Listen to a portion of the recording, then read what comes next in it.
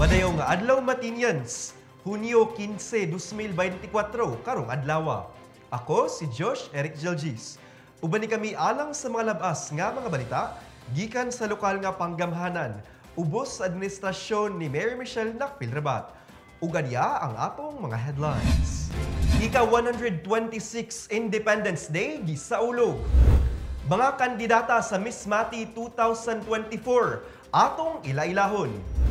Seguridad alang sa Puhada Bay Fest ug Cityhood Day gihingusgan. Eco Kids Project gilusad. Sa sports, atong sutaon ang pinakaulahing update sa Raja Sports Fest. Ug sa feature, Bubon Malong Weavers atong lantawon. Kana ug uban pa sa pagbalik sa Ang Mati karon.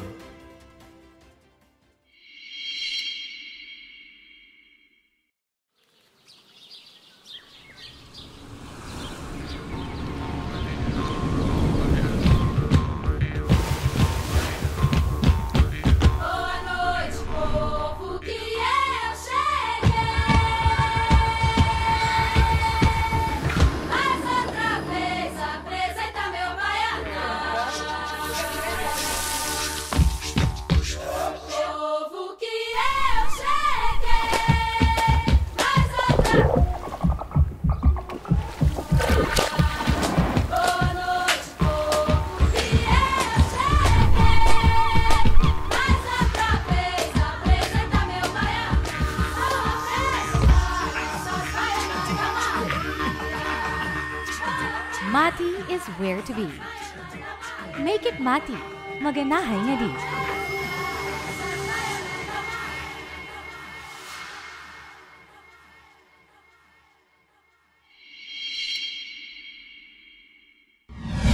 Kung may gustong isumbong nga problema sa inyong barangay, o di ka proyektong kinahanglan ninyo nga wala nga tagad, kung kamo nangitag kadangpan sa inyong suliran, i-report na kana sa Ang Mati karon. Kami gadawat sa reklamo, hangyo o bisan pa man unsang mensaheng gusto ninyong madunggan sa lokal nga panggamhanan. I-report na yan. Ipadala lamang inyong mensahe hangyo ug mulo sa atong Facebook page, City of Mati LGU, aron among masibya sa Ang Mati karon. Mamahimo usab kamong magpadala sa inyong video, mahitungod sa inyong issue. I-report na yan.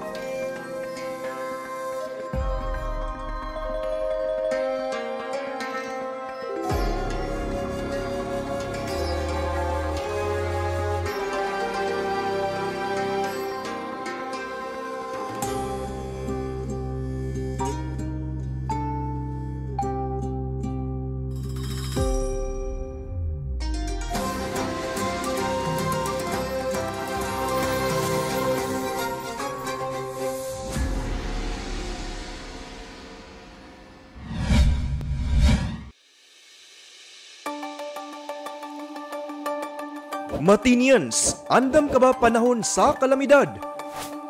Ang Go Bag usa sa mga alibyo aron kaminusan ang epektong hatod sa kalamidad o emerhensiya. Ali, tabangan ta ka magprepara og Go Bag aron ready ka pirmi. Una, iandam ang sinina ug uban pang bisti nga magamit sulod sa duha hangtod 3 ka adlaw. Pagkaong di dali mapanos sama sa dilata, biskwit, noodles ug uban pa. Tubig mainom, kutsara, tinidor, plato ug plastic bags. Toiletries sama sa toothbrush ug toothpaste, sanitary napkin para sa mga babae, sabon ug shampoo, hand sanitizer ug alcohol. First aid kit sama sa band-aid, mga tambal, ointment para sa mga samad, maintenance medication kung naa. Survival kit sama sa pocket knife na dunay can opener, flashlight ug posporo o lighter, ug pito. Mga gadget sama sa radyo, battery, power bank, charger ug extension cord. Human kini tanan maandam, ibutang kini sa bag na dili dali mabasa. Ang go bag ibutang sa butanganan na dali ra makita. Hinumdumi, mas luwas ang taong andam. I-ready na ang inyong mga go bags, Matinians. Kabalo ka ba? Nga otomatikong kansilado ang klase sa mga eskwelahan kung adunay bagyo, kusog nga pagulan, baha, ug kusog nga linog. Subay sa DepEd Order No. 37 Series of 2022. Otomatikong makansela ang klase gikan preschool hangtod grade 12 kung adunay na issue na tropical cyclone wind signals. 1, 2, 3, 4 o 5 gikan sa PAG-ASA o ang Philippine Atmospheric, Geophysical and Astronomical Services Administration. Gawas sa bagyo, otomatikong kanselado sab ang mga klase kung adunay gi-issue ang PAG-ASA na orange o red rainfall warning. Mamahimo sab na magsuspende og klase ang lokal na panggamhanan tungod sa pagulan bisan og walay warning gikan sa PAG-ASA. Samtang otomatikong makansela sab ang mga klase kung adunay flood warning gikan sa PAG-ASA. Makansela o masuspende sab ang mga klase bisan og walay flood warning sa PAG-ASA kung kini gimando sa lokal na panggamhanan. Sa panahon sa linog, otomatikong makansela ang mga klase kung lapas sa intensity 5 ang gideklara sa PHIVOLCS nakakusgon sa linog. Samtang mamahimong ikansela sa lokal na panggamhanan o mga school principal ang klase kung adunay linog na baba sa intensity 5 ang kakusgon. Kini nga polisiya mausab ang ginasubay sa Commission on Higher Education CONCHED. Karon, kabalo na ka! Miduyog ang City of Mati LGU sa selebrasyon sa ika-126 nga adlaw sa kagawasan sa nasod kaniadtong Hunyo 12. Nanguna sa selebrasyon si Mayor Michelle Nakpilrabat, diin si Governor Nino Uy ang nahimong halangdong bisita. Si Jilbis Jean Patalinghog sa report. Puno sa nasudnong garbo samtang gisaulog sa dakbayan ang ika-126 nga adlaw sa kagawasan kon Independence Day sa nasod Pilipinas. Pinaagi sa usa ka selebrasyon nga adunay tema nga kalayaan, kinabukasan, kasaysayan sa nataran sa City Hall compound kaniadtong Hunyo 12. Ang kalihukan nagpakita sa usa ka static display nga nagpakita sa kapabilidad sa 66th Infantry Battalion ug 701st Brigade sa Philippine Army. Kini nga pasundayag nagsilbing pahinumdom sa kusog sa nasod ug sa dedikasyon sa mga armadong puwersa niini. Highlight usab sa maong adlaw ang seremonya sa wreath laying nga gipangunahan ni City Mayor Michelle Nakpilrabat o Gobernador Nino S. Uy Jr. usa ka makapatandog nga pagpakita sa pagtahod ug pasalamat alang sa mga bayani nga nakigbisog alang sa kagawasan sa Pilipinas. Ang seremonya dili lang bahin sa mga prominenteng tao apan misalmot sab ang mga representante gikan sa nagkalain-laing buhatan sa syudad. Ang matag usa nagbutang og wreath isip simbolo sa kolektibong pasidungog sa syudad ngadto sa mga bayani. Kini nga pagpakita sa panagiusa nagpasiugda sa kamahinungdanon sa giambitan nga responsibilidad sa pagpreserbar sa malisod nga naangkon nga kagawasan. Sa iyang welcome remarks, gisugda ni Mayor Rabat ang mainitong pag-abi-abi sa tanang nanambong nga nagpahayag sa iyang kalipay sa pagsaulog ni ining mahinungdanong adlaw ug pagpasidungog sa mga sakripisyo nga gihimo sa mga makasaysayang bayani. It's just to welcome all of you and to this celebration of our 126th day of Independence Day. We have come through so much, this country, and we're here to honor our ancestors' sacrifices that brought us here today, enjoying the freedom that we have now. We have taken it for granted for so long. I can just imagine what our ancestors went through trying to fight for our freedom of this country. And we're here to thank them, at least for one day in a year. On June 12, every year we come together to celebrate and honor their sacrifices. Gipalanog sab sa mensahe ni Governor Uy ang tema bahin sa kaminungdanon sa panaghiusa o gihataga gibugaton ang mga sakripisyo nga gihimo sa mga bayani sa nasod. As we look to the future, let us remain hopeful and steadfast. The journey ahead may be challenging, but with our united effort and untiring spirit, we can overcome any obstacle. Let us continue to work together, support one another, and strive for excellence in all that we do. In closing, let us take this moment to honor and remember our ancestors whose sacrifices have afforded us the freedom we enjoy today. Ang kanilang pamana ang ating gabay na liwanag. Naway maging inspirasyon natin ang kanilang katapangan at patuloy na magsikap para sa isang mas mabuti, mas makatarungan at pantay na lipunan. Si City Vice Mayor Lorenzo Rabat ang mihatag sa panapos nga mga pulong nga nagpasiugda nga ang pagpreserbar sa kagawasan usa ka gipaambit nga responsibilidad. Gipasiugda niya ang labing dako nga katungdanan sa gobyerno sa pagpanalipod niini nga mga mithi. Kini si Jabez Jean Patalingog para sa Ang Mati karon. 25 ka mga kandidata ang opisyal na magtigi para sa korona ug titulo isip Miss Mati 2024 karong bulan subay sa Cityhood ug Puhada Bay Festival na selebrasyon. Kung kinsa sila sa report ni Jasmine Tia. Ready to conquer Mati. Beauty and wit. Mao kini ang gipakita sa 25 ka opisyal na mga kandidata na magtigi sa korona sa Miss Mati 2024 karong umaabot na Hunyo 20 sa Mayor FGR Park and Baywalk. Ang mga kandidata may representa sa managlahing barangay sa sulod sa Dakbayan sa Mati, sama sa Barangay Badas, Sentral, Dahican, Matiaw, Science ug uban pa. Sa screening, nagipahigayon kinatong Hunyo 6 sa Lanas Hotel.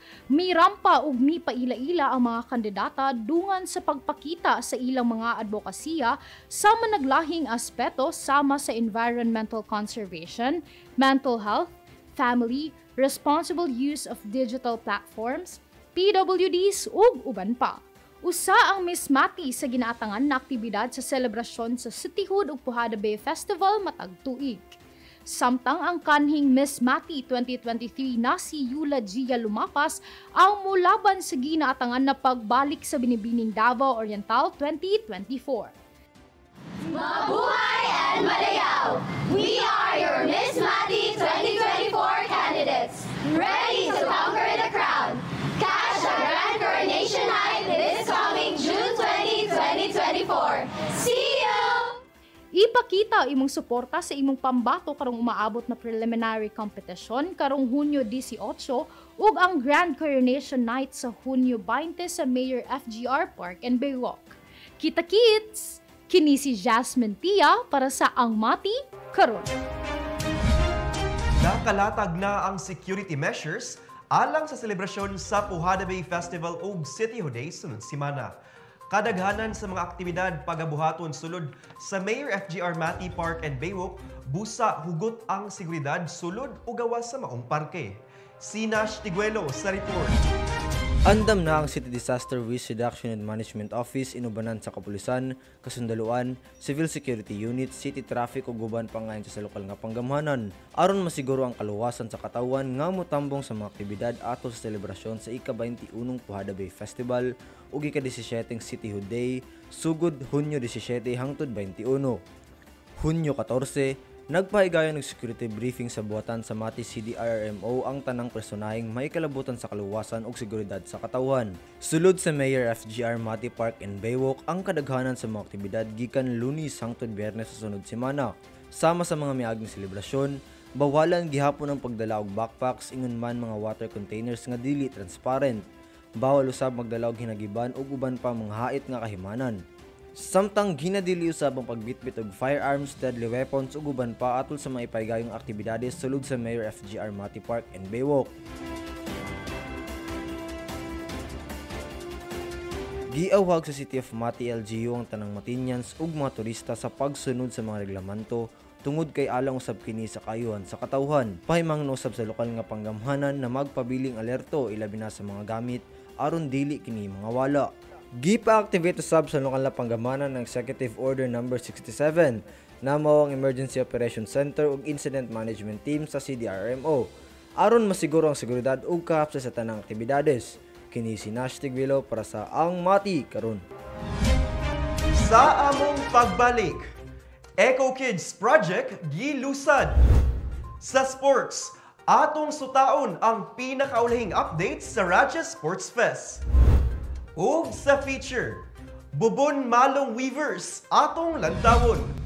Kana sa pagbalik sa Ang Mati karon.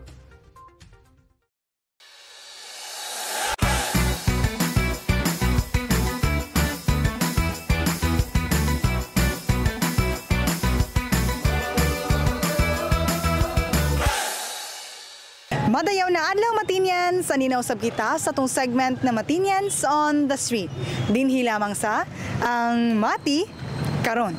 Sa atong paghandom sa ika-126 nga adlaw sa kagawasan kon Independence Day sa Pilipinas, panahon kini sa pagpamalandong sa mga pakigbisog ug mga kadaugan nga nag-umol sa panaw sa atong nasod padulong sa soberanya.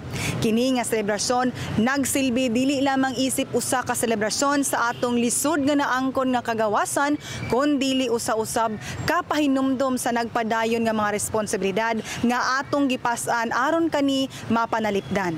Sa diwa sa pagpasidungog sa kaisog ug kalig-on sa atong mga katigulangan ug ang atong mga pagpamalandong sa nangagi, nagtukmod kanato ngadto sa usa ka mahinungdanong pangutana. Sa imong pagtuo, unsa ang labing dakong hulga sa atong kagawasan kon independence karon? Tara ubani kami ug atong sutaon ang tubag sa mga Matinyans. Sa karon po kay wala unity ang mga tao po. Kay tungod para karon na mga side na gusto mo panig sa president na po'y uban na dili gusto mo panig sa president tungod sa mga issues na gibuhat sa iya mao tong makadaot sa yun ay kanang kalayaan sa tao. Sa martial law, ma'am, kay tungod sa naay history na si Bongbong manggod sa ihang kuan, sa una nga kuan ba kinabuhi sa iyang kaagi. Di na mangloko nga tao tong dili magpasa mga pobre o pasali sila nga magkuan sila tao ilang kuan ilang sila doon dili kay magpasa sila tao to ay mga tao po mga pobre mag-asa man po nga kay panantarang mo pasali kang presidente nga kuan ibaba ang mga presyo na tapos pa na wala diay matang mga pobre maglagot sa mga kuan maglagot kang president. For me, ang pinakadakong threat sa ato ang kalayaan would be ang gyera nga mahitabo. Because knowing the Philippines, we are not that well armed. And our fighting equipments, dili gid siya inana jud na makalaban. And knowing that we are also part of the third world countries, dako gid na siya impact if ever magkaroon og gyera nga ato ang economy jud mo sa matog kababa, malugmok yun ang Filipino na pod. So that's why i-prevent yun nato ang war kasi part sa ato ang constitution is we denounces war, dili gyud ta force sa war. Mao jud na siya pinaka-threat sa atong independence. For me, kanang lack of education. Kay kung lack of education, manggod ta, kanang wala kay tay knowledge sa mga nahitabo sa current situation nato karon no is mas dali manggod ta ma-persuade sa kanang mga fake news nga manlabas nya ma-impluwensyahan dayon ta. So para sa ako isa na siya sa biggest factor kay kung wala manggod tay kanang knowledge nga aware ta sa mga nahitabo, marag feel na ako is kulang pod ta og kuan pod ba mahulog pod nga marag kulang ta og kanang love sa atong country marag ingana. So the biggest threats po ma'am is katong na magyera ang isa ka China versus Philippines po. Kay kuan ma'am, kay tungod ang isa ka kuan jud ana ma'am, kay mga labi na sa mga estudyante karon na dagay pa sila pangandoy na para makahuman sila dami sa senior high or college students man sila ma'am. Biskan naghirap pa sila, mas labaw pa mo kuan pa jud sila mo maghirap pa jud kay tungod naggiran jud ang duha ka bansa ma'am. Kana sirong magka bulag-bulag ta di ta magsinabtanay, huwag panaghiusa. Ang importante jud nga magsinabtanay ta. Nya mo tagang importansya ang patungod sa usag-usaba nga kinahanglan nga kung unsa ang importante sa ato karon nga makayo sa atong nasod ato yun ang himo moabide sa mga rules o regulations, mga batas. Ug ang pinaka-importante gyud kanang makapili ang tao sa pinaka kanang right person gyud nga fitted gyud nga mangulo sa atong nasod nga mimatag og gamay nga kamugaway sa itong mga nabuhi. Pinaran sa luli kayo ng mga palanamo nga makaluli kayo. Krisis kayo, nagisugid ta karon mga kita isa-isa gyud tadi kung tatanan mo salig sa tabang nga di ginama. Kan isa-isa lang paning kamo nga mo prospera itong mga nabuhi. Katong gian sir nako ma'am nga kanan kang gira ma'am. Nga mga kalayang panahon giyara po.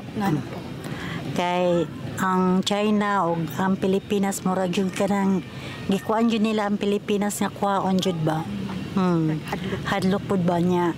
Isa pa kusgen ba ya ang China karon sa pagkakaron. Mao na mong gikadlukan. Ang una makadaot sa atong kalayaan kining way kalibrihan mao ang gira kay maglisod ang mga tao tungod sa kalisod sa panginabuhi. Ikaduha ang paghingpit karon sa panggobyerno nga di maayo ang pagdala sa atong gobyerno. Na diha tanan ang mga samok bisan sa Kongreso samok, sa Senado samok.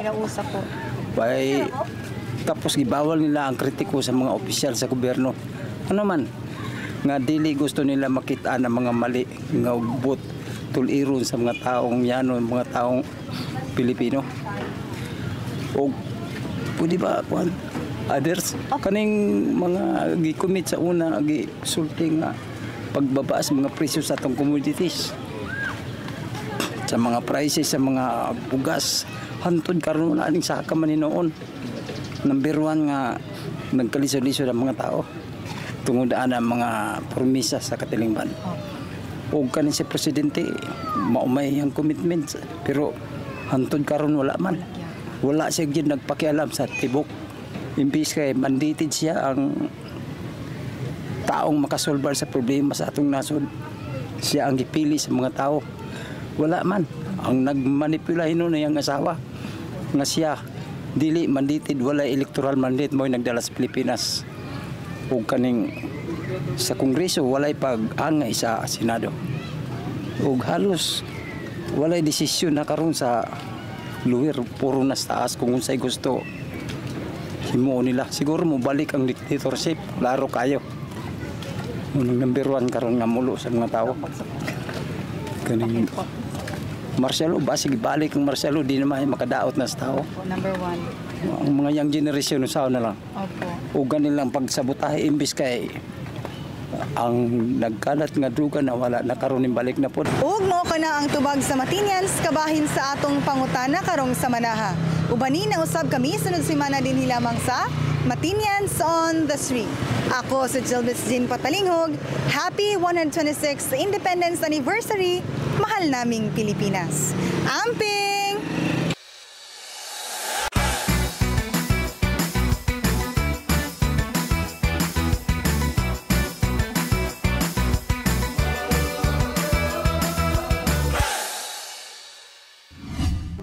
Usa ka bag-ong estratehiya batok sa kadaot nga dala sa plastic nga polusyon ang gilusad sa City Environment and Natural Resources Office kaniadtong Hunyo 12, 2024. Kung unsa kining Eco Kids Project, aniya ang report. Sabay sa pagsaulog sa adlaw sa kagawasan kaniadtong Hunyo 12 ang pagpaligon sa pakigbatok sa plastic nga polusyon, pinaagi sa pinakabag-ong programa sa lokal nga panggamhanan alang sa kinaiyahan, ang Eco Kids Project. Ubos sa pagdumala sa City Environment and Natural Resources Office kon City Enro, Tumong sa maong proyekto ang pagsumpo sa mga hulga nga dala sa plastik sa tibuok kalibutan, pinaagi sa pagpalambo sa pagtudlo sa mga batan-on sa pagpreserbar sa kinaiyahan, ingon man eco-literacy. Ang proseso sa Eco Kids nakatutok sa target purok matag barangay, diin giinganyo ang mga bata edad 7 hangtod 15 anyos, ubos sa giya sa mga ginikanan nga mo partisipar sa pagpangolekta og mga plastik nga mahimo nilang ibaylo sa ilang napili nga mga reward kada bisita sa City Enro sa ilang komunidad. Ang mga nakolekta nga plastik nga basura kinahanglan nakaorganisar sa mga kwerdas nga katumbas sa usa ka punto matag pisi. Ang reward gilangkuban sa mga school supplies, hygiene kits ug uban pang kagamitan nga mapahimuslan sa mga bata. Sa unang paglusad niini didto sa purok Madasigon sa Magapo-1 ug Kalagundian, sumatotal sa 173 metro sa plastik ang nakolekta gikan sa mga Eco Kids. Sumala pa ni Mayor Michelle Nakpilrabat, Eco Kids ng Mati ang bagong bata sa bagong Pilipinas. You know, you cannot change if you don't start it sa bata. So, sugdan natin sa mga kabataan. So, Eco Kids because sila ngayon ang ating the biggest pollutant in the world ng plastics ang Philippines. Makakahiya. 37% ang pollution sa dagat ng plastics gikan sa Pilipinas. And Mati, for one, we're surrounded by bodies of water. Meron tayong Pohada Bay, and we have the Pacific Ocean, hindi ba? And we'd like to keep our waters clean. Kay kahapon, admittedly, aminado ming tanan, mas effective ini than the coastal cleanup. Mas effective ito. At ang bata, pag itudluan mo, habang bata pa, nagbabago yan eh. Madadala na nila yan sa buhay nila. So, sabi ko nga, limpyo ang imong kapaligiran, limpyo ang imong buhay, limpyo ang imong pagkatao. Gitambungan ang pilot launching sa Eco Kids Project sa mga purok presidents, Barangay Central Kagawad Alexander Lopez, City Planning and Development Office, Department of Interior and Local Government Mati City, ug City Social Welfare and Development Office nga nanghatag og libreng lugaw nga personal mismo nga recipe sa mayora. Ang Eco Kids Project gibase sa inisyatiba ni Davao Oriental State University President Dr. Roy G. Ponce nga una nang nagmalampuson dito sa iyang komunidad sa sitio Taganilaw sa Barangay Tamisan ug nagapadayon sa pagpasiugda sa ginatawag na regenerative ug futures thinking sulod o labas sa universidad. Kini nga proyekto nagpamatuod lamang nga makabot lamang ang malungtarong kalambuan kung magtinabangay ang gobyerno, mga katawhan ug ang tibuok komunidad. Nagkainit na ang mga padula alang sa 3rd Rajat Sports Festival. Gawas sa basketball ug volleyball, magsugod na usabang esports nga Mobile Legends. Si Peter Jan Buencamino sa report.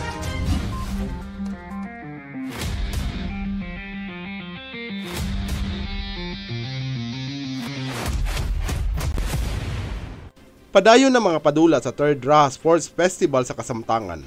Sa 17 Under Boys Basketball League, padayon ng mga matinyan nga basketballista sa pakigtigi alang sa kampyonato. Nagsugod na usab ang 13 Under Basketball Open Tournament kaniadtong Hunyo 10 ug ang Women's Basketball Open Tournament kaniadtong Hunyo 9. Samtang padayon sa pagbunal ang mga balibulista ning dakbayan sa Men and Women's Inter-Barangay Volleyball League dito sa Governor FGR Sports Complex MSAT Covered Court. Aniya ang game schedule sa Men and Women Inter-Barangay Volleyball League.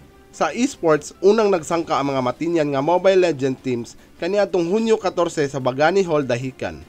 Ang MLBB tournament gilangkuban sa 27 ka teams nga adunay sumatotal 135 MLBB players. Kini si Peter Jan Buencamino para sa Ang Mati karon. Ang malong nagrepresenta sa kultura sa mga Moro. Dinhi sa Mati, usa ka women's association ang naila isip tiggama ug malo nga mao ang Bubon Women's Livelihood Association. Atong lantawon ang ilang istorya sa report ni Albert Louis Villar Jr.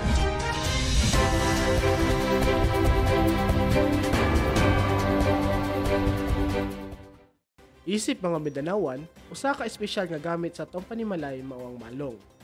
Dili lamang kini basta nga tela, kung dili usa ka refleksyon sa kultura sa Mindanao, hilabihan na sa mga Moro.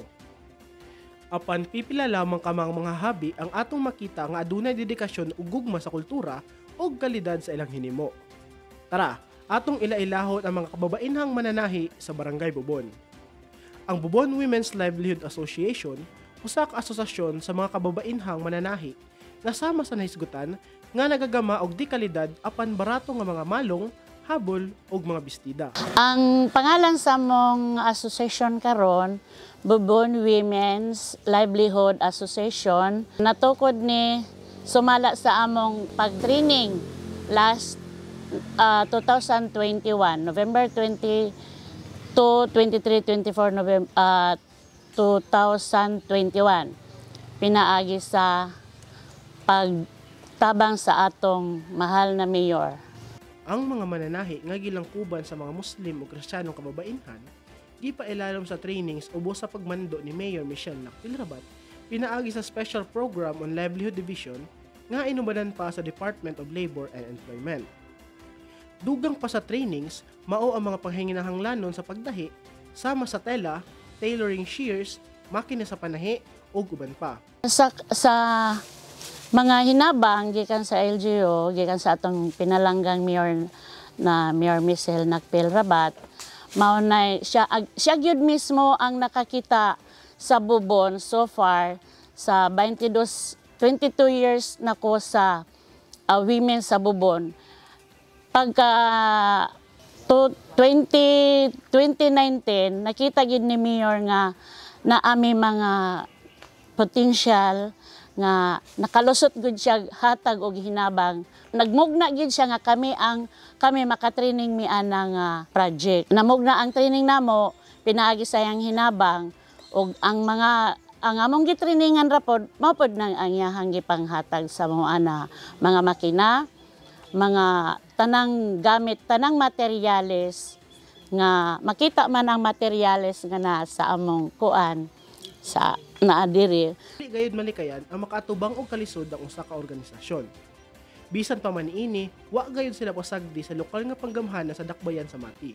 Sa paghimo namo, siyempre bag-o lang na paningkamutan gyud nga mahimo namo perfectly ang mga produkto.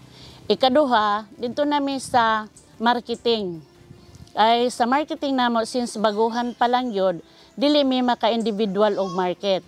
Nahulog siya dito sa Pasalubong Center. Nga dito na sa Pasalubong Center ang among produkto. Or wala pa'y mga machines or mga equipments sa mga panahi or sa mga tanang mga gamit na kuan-kuan lang sa og mga bisag unsa na mga livelihood nga mapagkitaan sa mga kababainhan hangtod nga mao na toy na kita namo nga makatabang sa mua tungod aning hinabang sa LGU. Isip usa ka leader na mahimong kusog ni Ma'am Mercedita Sanggi ang pagsabot ug pagdawa sa kritisismo ug pagtuon gikan sa ilahang mga sayop. Lakang kay so far ang tagsaraman gyud ang asosasyon nga molambo tungod sa walay pagsinabtanay, walay unity. So dito nagpasalamat ko sa akong mga kaubanan nga ug unsay mali nako, sila na po'y makakita sa akong mali moingon nga mao ni. So nagpasabot nga nagka-unity mi ni ako pod nga as president dili man ingon kay presidente ko, dili ko modawat sa ilang mga corrections kay sila may nakakita. So dito na nabuo ang among unity para kung unsa may mali sa isa makoreksyonan, tapos nagpadayon mi og panghimo kutob ra pod sa among mahimo. Tungod ana nga mga maayong panlantaw na mahimong malampuson ang maong asosasyon. Apan dili nila maabot ang ilahang potensyal kung kita dili mo suporta kanila. Nangita or ganahan mo tan-aw sa among produkto sa Bubon Women's Association nga mga malong, scarf, shawl, o kaftan dress naa sa Pasalubong Center sa Tagawisan, naapod mi produkto diha sa Pasalubong Center sa Baywalk. Basig ganahan mo, madto mo dito magsuroy-suroy, nya dito makita ninyo ang among produkto. Do wala pa mi signature sa among produkto pero mapangutana ang sales lady dito kung asa na nga produkto gikan. Buy local, support local products. Busa ang mga Matinyans at tuwa silang suportahan. Buy local, support local products. Kini si Albert Louis Villar Jr. para sa Ang Mati Karon. Aniya ang orden de ejecutibo ug mga aktibidades sa atong halangdong Mayor Michelle Nakpilrabat karong semana.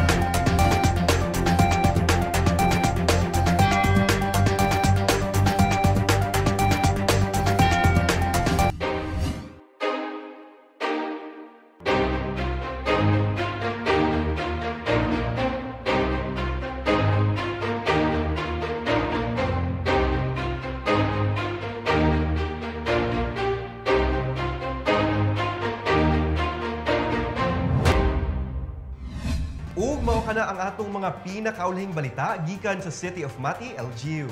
Ako si Josh Eric Jalgis. Uban ni kami sunod semana matag Sabado diri lang sa Ang Mati Karon. Atong kanunay hinumduman nga magmakusganon, magmatinabangon ug magmahigugmaon matag adlaw. Happy 17th Cityhood Day ug 21st Puhada Bay Festival Matinyans.